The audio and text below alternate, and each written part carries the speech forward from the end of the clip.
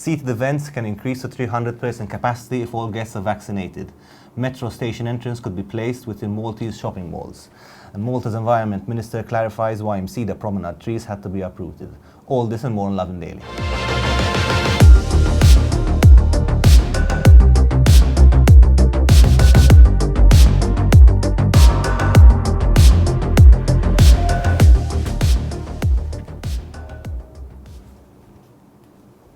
Good evening, Malta and Gozo, and welcome to another episode of Lovin Daily. My name is Yannick, and with me is Tim Diacono, and we're going to be running you through today's headlines. We also have a very special guest in the studio today. Reforms Minister Owen Bonnici is here to discuss the proposed cannabis reform with us.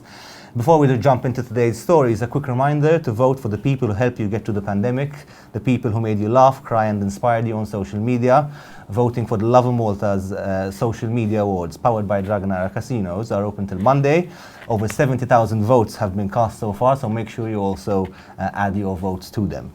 So starting off with our first story, it's about further relaxation of COVID-19 measures. Deputy Prime Minister Chris Fearn announced this morning that organisers of seated events who agree to limit attendance to only vaccinated individuals can welcome up to 300 guests, up from 100 guests that are currently allowed. He also said that children who are too young to get vaccinated will no longer be required to present a negative PCR test if accompanying a vaccinated adult. Also, public transport, including ferries, will be allowed to operate at 80% capacity, up from the 65% capacity currently allowed. He also said that the results from a pilot study over the weekend, the comedy show was organized without any restrictions whatsoever. The pilot study was intended to allow health authorities to gauge whether it will be possible to have similar events going forward, especially ahead of the Christmas period. Fearn said that the results would be at the end of the week, so I guess today, and after that to basically inform whether or not we're going to have pantos, Christmas events, and all manner of events over the Christmas period. He also said that the new variant is no longer of concern, and said that Malta will be updating its travel list accordingly in the coming days. And finally, he said that vaccine certificates from Iraq, Armenia, Moldova, and South Korea will now be recognized by Malta. So you're from Armenia, you can... Or Iraq. Or Iraq. Yeah, no, to be honest, good news, but I honestly, at this stage, I just don't see why they don't just remove all the restrictions altogether. There aren't that many left. People are out and about. A lot of people are over it. There's no much mask wearing, no social distancing. So I don't really get it. It kind of feels they just give up the ghost already, you know? I don't... Yeah. You don't think so? Yeah, it is. Like this, like why 80%, not 100%? It's not going to make a difference, right? If there's people going to gather at a party, 300 people at a party, but 80% of the bus, like, it doesn't really make sense in my opinion. I guess we're easing into it. Sorry, yeah, it's easing into it. I think it's easing a little bit too slowly at this stage. Let's not forget that the wage supplement is ending in December. And in fact, a restaurateur today raised these concerns. Like, you know, we're facing an end to the wage supplement. We still don't know when all the restrictions will be complete. So there are people's livelihoods in the balance, and they shouldn't just be playing around with them like their lives like this. Moving on, Ian Borge, Transport Minister, has delved a little bit deeper into the famous metro proposal, and he said something which hasn't really been spoken about yet in the discussion so far, which is about the issue of the stations. So if you look on the government's metro website, you can see the stations positioned mostly in public spaces and gardens as well, and it's already proving to be controversial. However, there is an alternative which he pointed out, and that is to place these stations at shopping malls, at supermarkets, at large private companies. That this is something other countries do have. So perhaps you'll have one at Parma, we have one at Tinia, at Mercury Towers. The problem, obviously, like it's a good idea, but like you said, it's going to be too controversial. Imagine you do that, outcry, which I can already imagine it. There'll be businesses feeling discriminated against, people accusing them of rubbing up to big business. But I mean, I'm beginning to wonder. I am wondering whether the whole metro idea will end up collapsing under all these controversies, and because it's controversial to knock down a garden, as well, no one's going to like that. Yeah, I mean, it What are you gonna depends. build? Yeah, it's. I think there are a lot of questions to be answered, and as government has said, it's starting a discussion at this point, but I think we're quite far from actually having the project implemented. But we'll see. Environment Minister Anne Farrugia has clarified the reason behind the uprooting of trees along the Taj Brish Promenade. So yesterday, Lovin Malta reported that trees along the whole promenade had been uprooted as part of embellishment works in the area. The promenade is said to be getting a facelift, and work started this week.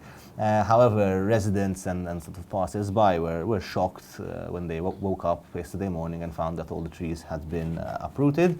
Lovin Malta reached out to the Environment Minister, who basically pointed out that the trees' proximity to the tree was preventing them from growing properly. He explained how these particular trees normally grow a lot larger than they have grown in the area, and he said for this reason they're going to be relocated and planted in another area. Works on the promenade are being overseen by the Grand Harbour Generation Corporation, and as I said, they started this week, and I guess will hopefully be completed pretty soon. What do you, any thoughts on that? Yeah, I mean, trees? it's sad to see Yeah. trees being removed from the promenade. I don't know. I mean, they've been there for years, and now there's a problem. It's maybe he's right technically, but relocated where? Not going to be relocated around the area. It's, No, I suppose not. the issue should be more. Shouldn't just look at trees in the. No, I get it. As a total stock, right? So sometimes there's like, oh, you remove a tree here and you move it to a roundabout, or you move it to a park. But no, we also need them in the urban environment as well, right? Depends if they'll be replaced, I guess, or whether, and if the works can actually go ahead with them there. What are the works? The waterworks? No, they're doing the whole promenade. And, Okay. Anyway, we'll see. If you were on social media today, you might have seen a video of police and animal welfare officials raiding this man's house. There's a huge operation going on. The reason behind this was a man in Birzabuja, a certain Antonio Vella, who was found guilty by the courts of neglecting his dogs. So he owned several dogs. He might have been, for whatever reason, and he wasn't treating them well. In fact, they actually found some dead, right? Some dogs were found dead and even locked up in small cages and in his wardrobe. And eventually the police had to come in and seize the dogs from him. So you actually see them going in, pulling this tiny King Charles Spaniel from this man's hand. I mean, this man looks quite sad, and I felt for him, to be honest. But seeing the police coming in and grabbing your dog and taking it away from you. But this is enforcement, right? So and it's good to see the authorities actually stepping in for these animals at the end of the day, if it means that they're going to live a better life, right? Yeah, not just knock them in the pound and forget about them. No, that's a very valid question, because in a sense, they're going to be, I guess, kept at animal welfare, and one will have to see like how much space they actually have and whether they will be better off. Though it seems from the court case, it seems that animal welfare did find many issues with this man's house, the way in which the dogs were being treated. So one hopes at the very least that they will be living a better life now. On to our final story. Malta's chief executive chairman has provided a somber forecast about the airline's future, warning that very unpleasant decisions will probably need to be taken for it to remain afloat. David Kurmi was speaking about Air Malta's future at a conference organized by the lobby group MHRA this morning. And he started his speech by referring to the fact that Alitalia's Italy's national carrier Alitalia operated its last flight today. Kurmi said that this showed the difficult times the industry was going through, adding that despite the Italian government's best efforts to save the airline, it had no other option but to close it down. Over the past months, Malta has been negotiating with the European Commission for the government to be able to provide Air Malta with further state aid, especially after the hit that the airline took over the course of the COVID-19 pandemic. obviously Malta's case is based on the fact that in addition to being important sort of for tourism, Air Malta is essential for Malta's connectivity, because it's an island that requires the national airline to remain connected to the European mainland. In fact, Kurmi said that it was crucial for Malta to retain its national airline. But at the same time, he said, it was impossible for it to continue if its operations weren't financially sustainable. He said, quote, "The answer is a sustainable airline. You do that by taking very bold and unpleasant decisions, which in my opinion must be taken." He didn't elaborate on what those decisions were, though. Yeah, we've heard a lot in recent years about Air Malta needing to trim its workforce, to become more efficient, and even sort of, in fact, Air Malta was renegotiating many collective agreements with employees in order to get more out of, I suppose, its employees. I don't know why the European Commission hasn't approved the state aid yet, to be honest, but this is just one, so a very big example of how now we're emerging from the pandemic. We kind of have to also look back at the damage that was done in terms of the restrictions. So this is similar to the discussion going on in terms of the deficit, in terms of the debt going up. I mean, we didn't really think about this last year. It wasn't discussed. Some people were discussing it, but generally it was, let's do whatever needs to be done, close what needs to be done, spend all the money that needs to be spent, and then we'll take it from there. Like, now we're taking it. Now we've come to that stage, right? Or we're not there. We're fast approaching it, and I personally wonder whether people will end up regretting the rash decision to enter lockdowns and restrictions without much thought. Like I understand the situation at the time was what it was this unpredictable entity. And you're not going to risk your nations, the health of your people. But if the damage, the collateral damage, so to speak, is too great, and you end up doing more harm than good with them. I mean, to be fair, probably the issues with Air Malta predate the COVID pandemic. They do and predate the financial them. status and the inherent sort of unsustainability predates COVID. But you're absolutely right when it comes to kind of. It was starting to improve, I think, and then COVID just put an end to that. And that, we're going to be interviewing Reforms Minister Owen Bonnici about the cannabis reform bill that he presented in Parliament earlier this month. So a lot to talk about there. And just a reminder as well that voting is open until Monday for the Lovin Malta social media awards. Over 70,000 votes have been cast in these past few days. And voting ends on Monday. So there's several nominees: best creator, best podcast, best TikToker, and all the nominees were chosen by the public. So you have until Monday to cast your vote. And here's a clip of the social media awards. And when we get back, we'll have Owen Bonnici on the show.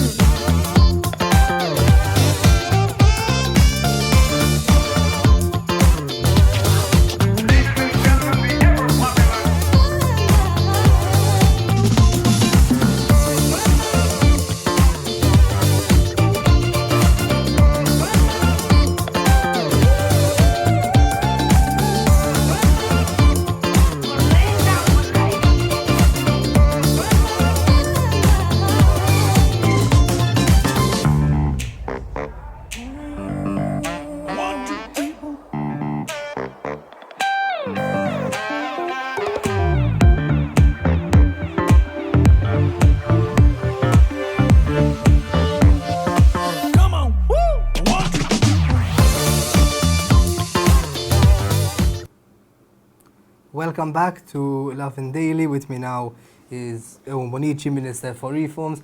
Hello, Minister. Thank you for accepting this interview. Thank you for Request. inviting me over.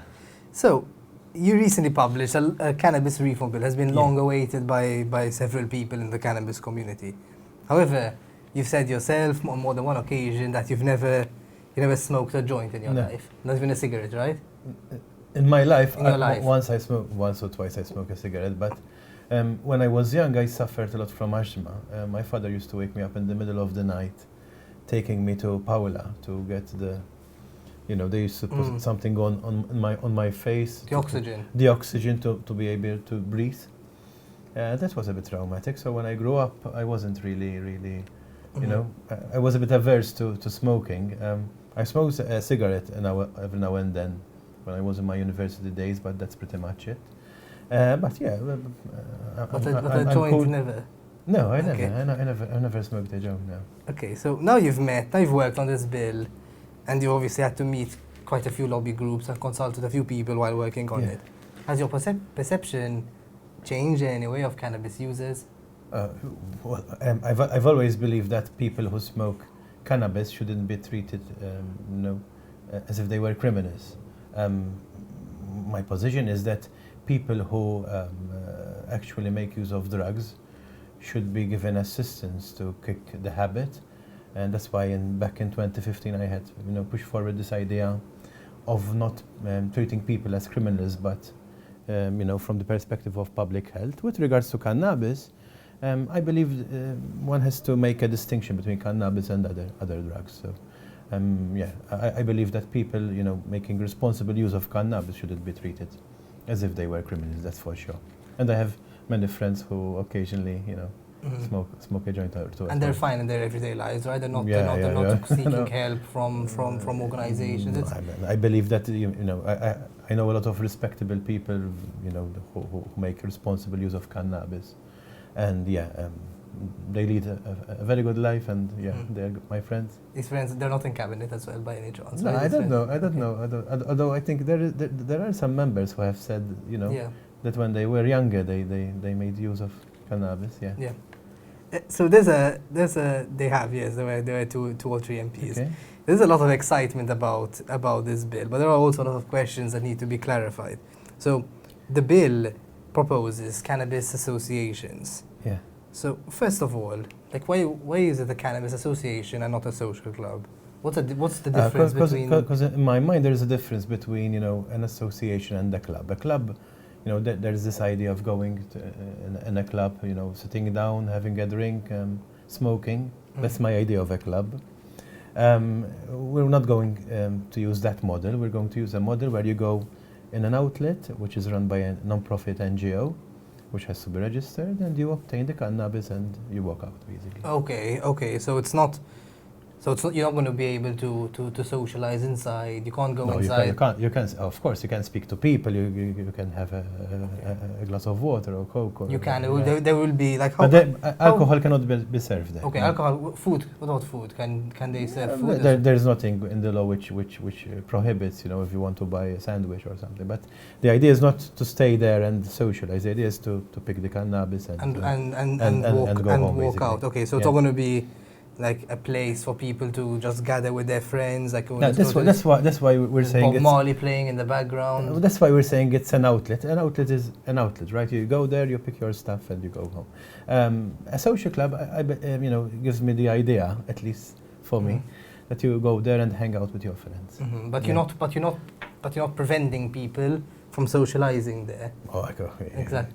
No, if there are people. If someone wants to put an armchair there and a couple of armchairs. I can't stop people from speaking to each other. But the idea is not to to have a center where people can sit down and smoke. Okay.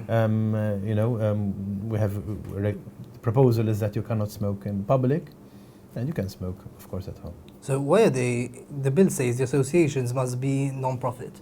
Yeah. Why not allow them to make a profit? Because we're not commercializing cannabis use. I mean, it's all about harm reduction. We believe that the best way forward is, to make sure that people who make responsible use of cannabis have a legal source or regularized source from where they can obtain the cannabis. We're making sure that the cannabis which they obtain is good quality cannabis, because that's crucial. Secondly, that we're not going to give money to the black market and illegal cannabis tracking. So you can, obtain cannabis from a safe source, regularized from the association, and in a regularized manner. There will be this new authority set up, which will oversee all this. Why is it non-profit? Because it's not about making money; it's about harm reduction. Okay, So of course, people running the outlet need to be paid. So the association will make sure that it has a healthy business model. It's not a business, as I said, but a healthy, model which makes sure that people who work there get paid their dues. But when everything is put away, the idea is to have, the price of the membership is one which is better than buying the cannabis from the black market. It has to make more financial sense for the people. Otherwise, they wouldn't make sense for them. And these associations, where will they be able to get the weed from? Yeah, they grow it. And where will they get the seeds from to grow it? Yeah, they can buy the seeds. From where? Yeah, once the law is published, seeds will not remain illegal anymore. So anyone can anyone can obtain seeds, because seeds doesn't have THC. You can. So you can buy them at a general store or pharmacy. You can obtain the seeds because I don't know whether you are aware. There was this European Court pronouncement where they said that anything less than 0.2% THC should be allowed to go inside the European market. I'm sure you know about it. Seeds have less than 0.2%, so there you have it. Okay, so they can buy a seed from anywhere they like. Any strain of cannabis. Yeah. Because there are scientists who are more this stuff more than I do, but I've spoken to a lot of scientists and they all confirm that seeds don't have THC. So you can buy the seeds. To make it easier, we're going to the bill is providing that members can obtain up to 20 seeds per month from the outlet. So over and above. So there are people who wouldn't want to buy seeds, and so they can go to the outlet, and they are allowed up to 20 seeds per month, which is more than enough for them.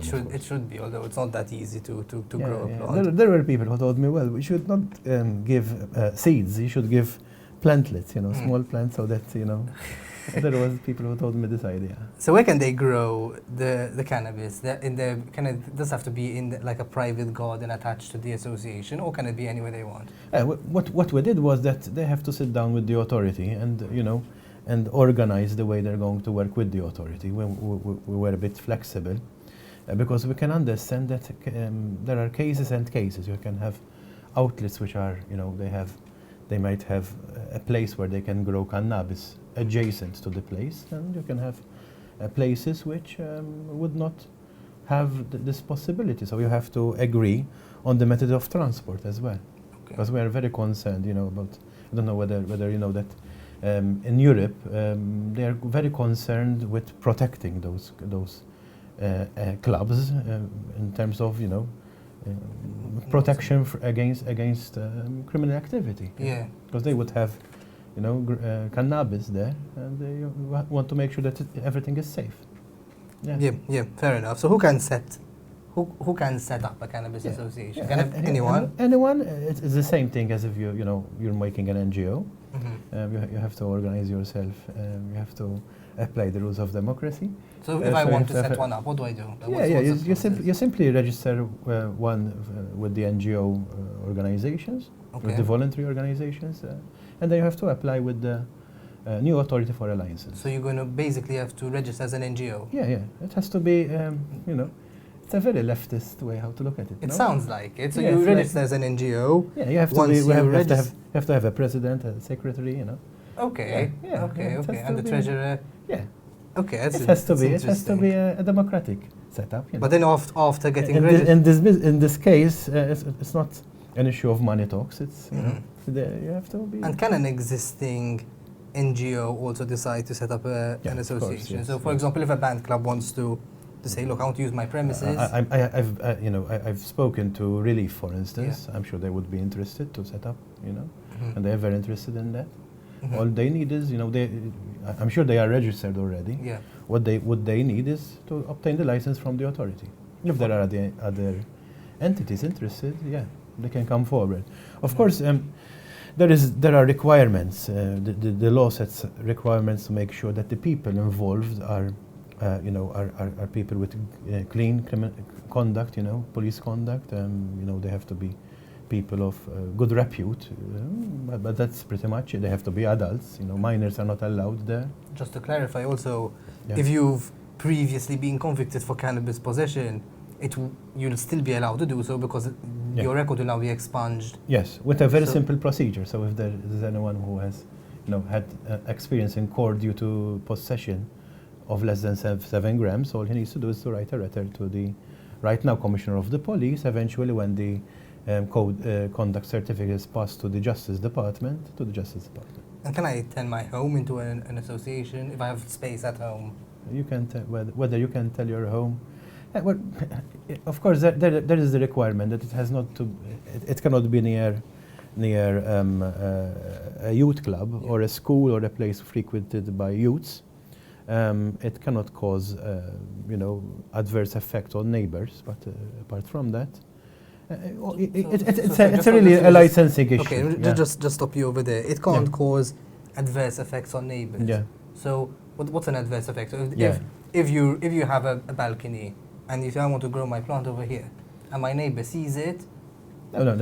The growing of the plants has to be in a way which does not, cause inconvenience to other people. but inconvenience in what sense? Like what's No, inconvenient no, to me no, isn't Yeah, inconvenient. as you know the subject much better than I do, Tim. There can be odor from the odor of the plants. Yeah. There might be people who feel that their kids should not be Seeing the plant or smelling. should not be in the vicinity of plants. So what we did was we drafted the law in a way which protects people from suffering any inconvenience whatsoever. So it means you have to like own a villa or a large space. No. Doesn't sound very. No. leftist. So let us. I was saying left it about the way Yeah, I know, that's the NGO should be set up. Well, let us discuss, because we're discussing two separate things. First, let us discuss growing cannabis at home. So in order to grow cannabis at home, you have to grow it inside. You cannot grow it outside. So even if you have a pool or what have you, you have to grow it inside. With regards to... How come? Even if you have like a space where no one can see it, it can't be outside. No, it has to, or else it has to be covered. So you cannot grow the plants outside Why? in a way which is visible. Even if it's not visible. For example, if you have a garden and the really- neighbor has to like crane his head to see it, That's okay. But the important thing is that it is not visible to the public. It Okay. has to be. The law says at home, and home is at home inside. At home, what I've been told that the best way how to grow plants is not like growing them on the soil outside in the sun. You have to people who grow plants, and I've been asking a lot of questions to a lot of people who know pretty much how to grow plants. Is that it has to be a controlled environment. That's what I've been advised, and Okay. yeah. With Yeah. regards to the NGOs who want to grow cannabis for their users, it's pretty much it boils down to the agreement which they strike with the authority. So the best possible scenario is having a soil adjacent to the place where they give the cannabis, and they grow it in a controlled environment on the premises in a controlled environment. But it's not strict. No, because if they want to package it, imagine they want to package it.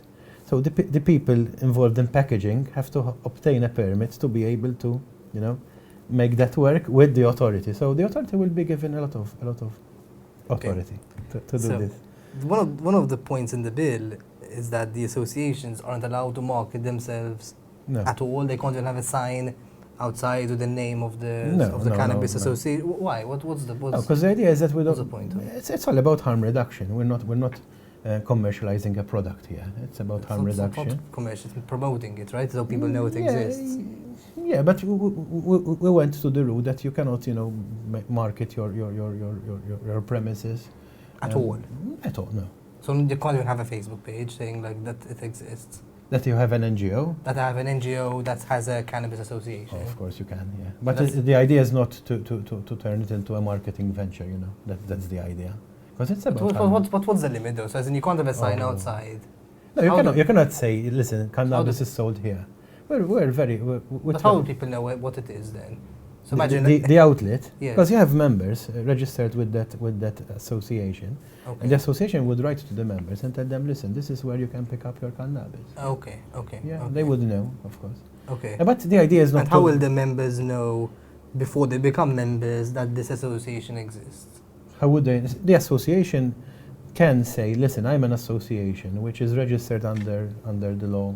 Okay. I don't know what the chapter number would be, but probably it will be. So you say chapter, 3, 4, So there 6 is of the laws of an Malta. element of self-promotion is allowed then. Yeah, of the association. What you Yes. cannot, the idea, Tim, is that you cannot, use this outlet and turn it into a shop, because it's not a shop. It's a place where members of associations can go and pick their cannabis. So that is the idea. Yeah.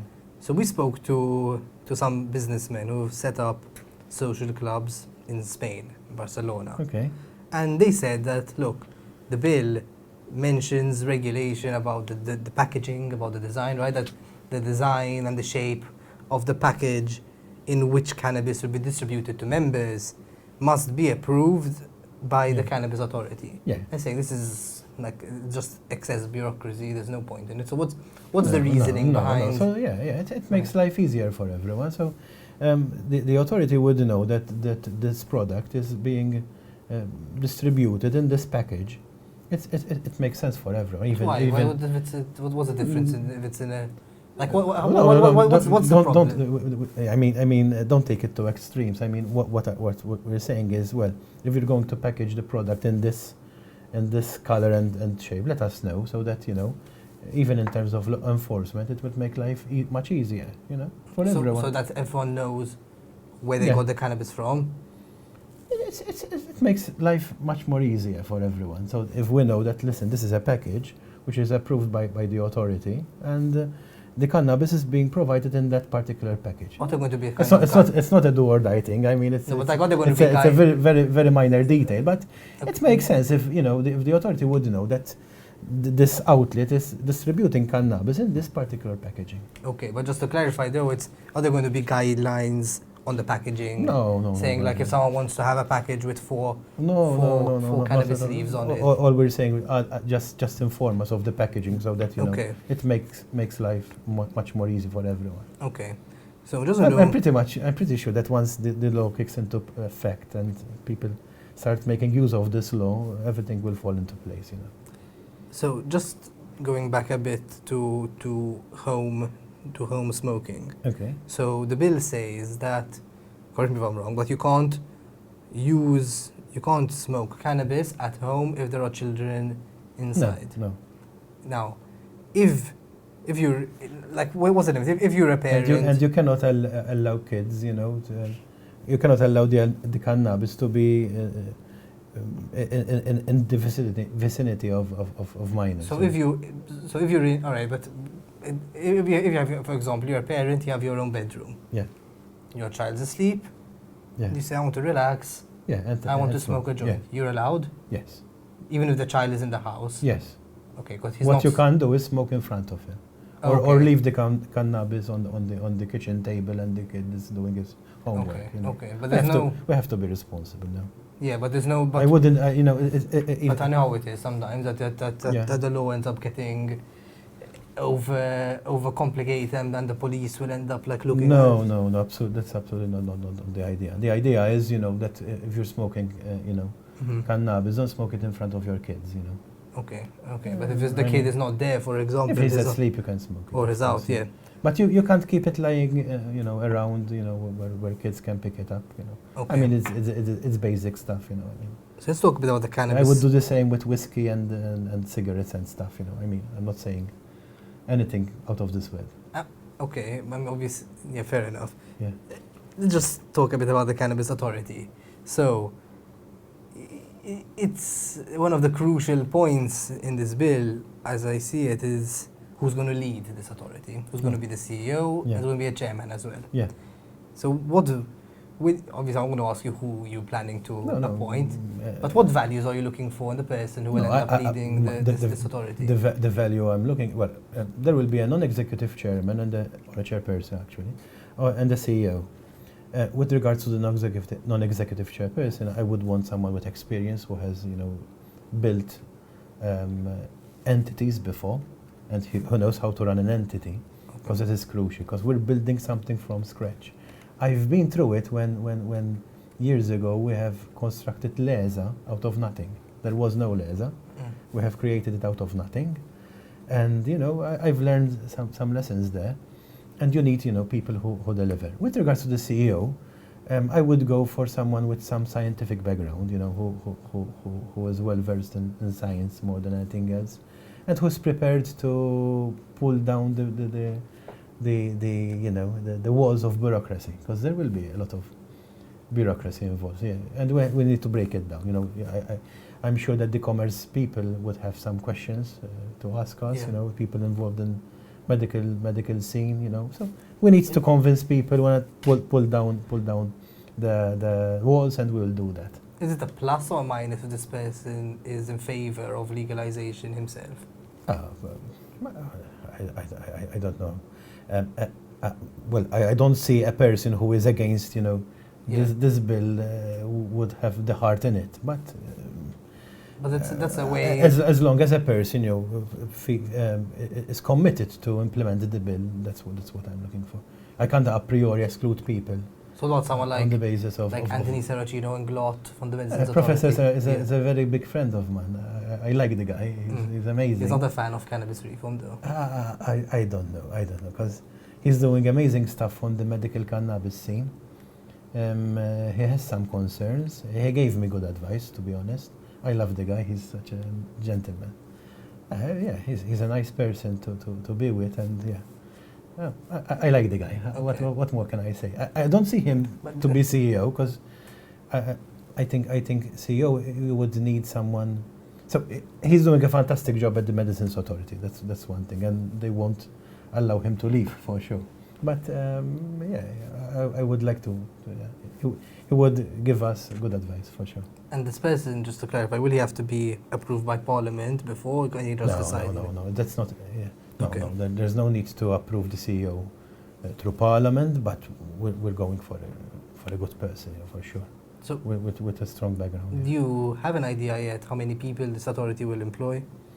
Besides the CEO? This, I'm lucky because my permanent secretary, Joyce Demek, is a fantastic person and well versed with HR matters and procurement matters. She's very strong on those subjects. And she already drew, of course, the organigram, which she would like to have approved.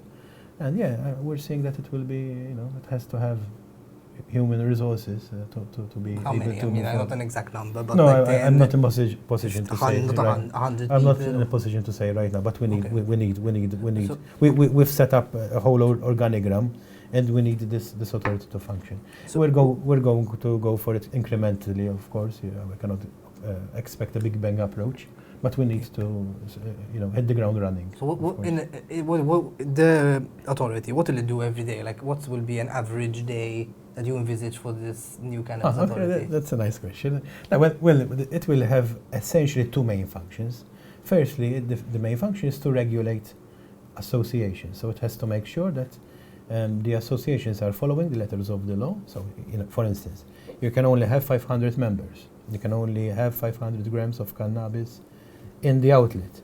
You can only give 7 grams a day to a maximum of 50 grams a week of cannabis to members. It's going to be very hard to enforce that. Yes and no, because the IT systems which exist are they're very good. There are some. I've spoken to a lot of people who, out of their own volition, they came to meet me. They said, "Well, I use cannabis at home. Okay. I'm really thrilled about this project. Do you know that we have this solution, this IT solution? People come over all the time. What is this? What is IT solution for what? No, to make sure that things are tracked from the word go. Okay. So we're not, just to make sure that I'm not misinterpreted. We're not going to say that it's going to be an over-the-top thing. But we need to make sure that we're serious, about this. And there are a lot of solutions there, and and a lot of young Maltese scientists have a lot of ideas on this, and I'm excited about how much energy there is in this. Why can you only become a member of one association? Like in other countries, you can be a member of multiple associations. What's the reasoning behind limiting? First of all, what I want to point out is that the government isn't allowed to know the names of the people who become members. But you can only become member of one association. There are ways, technological ways, how to make sure that this happens. Again, we wouldn't know the names, but we have to make sure that there is, and the idea is that if you're a member of two authorities, then you would subvert the limit, because there is a limit of 7 grams per day up to 50 grams per month. If you're a member of two associations, then that would be a very shrewd way how to double the amount. But then, so if you, for example, run out of the limit, then what do you do? Yeah, but the limit is a very reasonable limit. 50 grams a month for personal use. I mean, it's a reasonable limit. I've done my homework. Rest assured that 50 grams is a good limit. So, are cannabis dispensaries? Because at the start of you said that this place will be a place that you intend people to go in, buy the plant or the seed, and walk out. Yeah. However, they can also, if they please, turn it into a more social environment and have. That's not the primary aim, but but they can. Like there's nothing. I mean, if there are two friends, they can have a chat. Of course, yes. No police officer will go in. And they'll be allowed to smoke inside. No, they're not. You can't smoke inside. Oh, you can't smoke at the association's premises. No, in the outlet where you obtain the cannabis, you can't smoke. No, you have to smoke at home. Okay. I thought I was clear about it before. Okay, no, I didn't. Maybe I wasn't clear enough. So. Oh, all right, okay. So the idea is that you go in the outlet, obtain the cannabis and go home. Okay, no smoking inside. That's why I said it's not a social club. It's not a social club.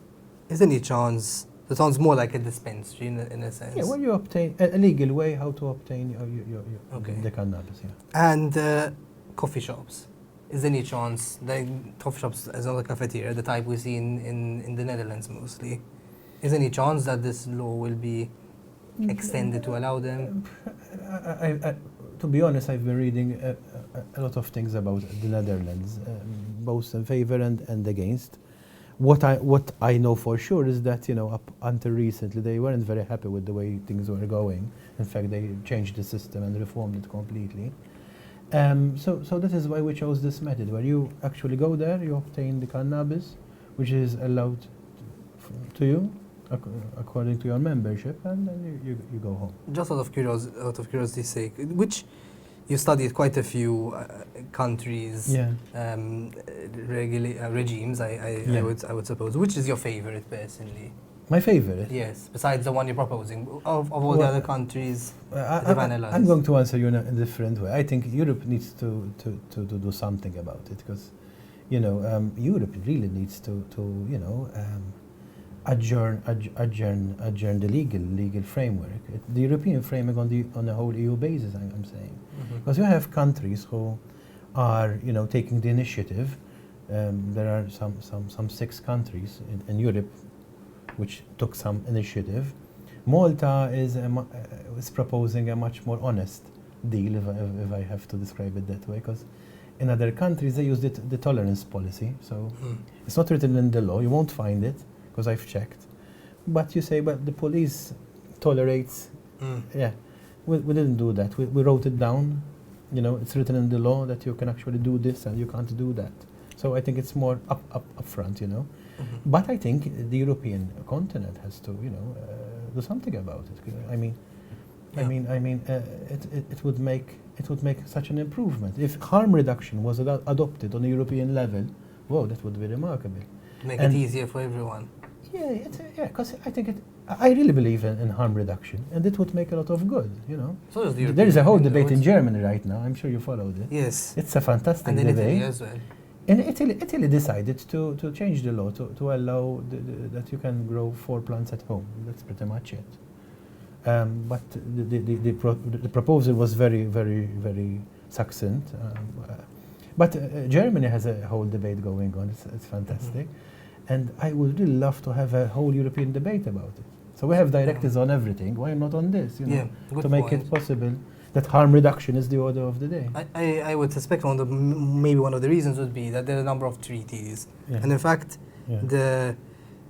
the white paper that the government published earlier this year mentions this. It mentions that Malta and the European Union as well is signatory to a number of international treaties which forbid the legalization of cannabis. This is what the white paper says. Yeah, they forbid the legalization and the commercialization of cannabis. Okay. So I have people asking me, why didn't you allow businesses to run the thing? You can't. And there are international treaties. Okay. So, but this is allowed according to these treaties. Then? What? What you're proposing here? Because we're saying we're not commercializing, we're not selling cannabis. It's a measure of harm reduction in a controlled environment. Okay. There are limits on the number of members, limits on how much one can obtain. So there is a regulatory authority. It's different. We're not commercializing. But I think the international treaties need to be looked again after all those years they've been signed. Before women had the right to vote. Yeah, not that long ago, but some of the treaties are very old. They have generations ago, and I think one needs to revisit them because you can separate the countries of the world into there are European countries which are members of the EU and non-European countries. So we had Canada, Uruguay. They went. Some states. Some states, and in the US, California. I mean, that's pretty much commercialization of cannabis. Yeah. And then you have the EU. Then you have European member states which are pushing forward the idea of harm reduction. Malta is doing that. I think we're doing that in a very upfront and sincere and honest manner. Everything is written down in the law, and I would really like to see Malta to be a trailblazer even on this. Like we were on LGBT rights, and we're going to remain that. That's. I really would like to go. Once we set everything up, we can go outside Malta and say, we did it. Why don't you do it as well? Let's do it. And we have to create this European debate, because the war against drugs failed. Yeah, so far as cannabis, it failed for sure, definitely. In terms of other drugs, I'm a strong advocate of treatment, not imprisonment. So, yeah, we have to go that way. Yeah. So I think that's great news for many people. I think many people would like to see Malta become a leading voice in this. Like you said, the country's attitudes with regards to LGBT rights were very different than when they are now. And it wasn't even that long ago. Even it was. But we have Poland, we have Hungary, so yes, exactly. There's still a lot to do. Yeah. In Europe, yes. But Malta managed to change the internal mentality quite quickly, and I don't see why it can't do the same with cannabis as well, and remove this taboo, and even become a leader in Europe. Like, why not? Yeah, I'm sure we can. Yeah, definitely. I intend to do that. So once we get this, in place, we can, go in Europe and say, listen, let's do this together. It's a European family. So finally, just to wrap this up, I have 3 quick fire questions about other topics. So, what's the latest update on the prostitution reform bill? Okay. So, well, I've met a lot of people about prostitution reform. So you have people who are saying, well, please allow people to do anything they want with their lives. And then you had people saying, for us, prostitution is violence against women. So you have those 2 extremes, if you want to call it that way. And to my mind, a distinction needs to be made between people who, offer sexual services out of their own volition and people who are coerced. Now, there are people who are telling me, well, this distinction doesn't exist. If you're offering sex services, it's because you are coerced, either directly or indirectly. So there is this whole big debate. We have a working group inside the ministry. We have been meeting regularly, and we've drafted a first bill, and we're studying it attentively, and we'll take the internal debate in the structures of the government. Yeah. Do you foresee this being tabled before the election, or is this something for the next legislature to solve? I mean, once the job is finished from our end, we will push it forward. I have no intention to just to stall clarify things. Yeah. Some prostitutes, even some we spoke to personally, Yeah. have dismissed this idea that every single one is coerced, even indirectly. So yeah. But there is it's Yeah, a tough debate. But I don't know whether we have enough time, but there is essentially the Swedish model, Yeah. which was undertaken a number of years ago, and they said, well, we have to, completely strike off prostitution from our country. So, it becomes completely illegal. The demand for prostitution is illegal, so that it becomes something of the past. So, and I've met virtually, of course, some of the architects of this law to ask them directly, but have you managed to actually, strike off prostitution? And the answer which I get is, well, a lot of improvement has been made, but a lot needs to be made. I have some questions about the Swedish model. Then there is the New Zealand model, which I've been hearing a lot about, where essentially both the supply and the demand are decriminalized, but you offer, exit services to sex workers who want to opt out. So there is this whole big debate, and we want to do something which makes sense. That is why we're taking it very seriously. Rest assured. And secondly, the latest update on the plans to regulate gentlemen's clubs. Well, yeah. To be honest, my first priority was cannabis, and secondly was the prostitution bill, gender mainstreaming, anti-racism strategy. With regards to gentlemen clubs, I know that work was done under the Honourable Rosian Kutaya. We are analysing that piece of the work which was done at that stage, and we're analysing it quite well. But I think prostitution, is a priority over this. Yeah. And finally, have you voted for the Lovin Malta social media?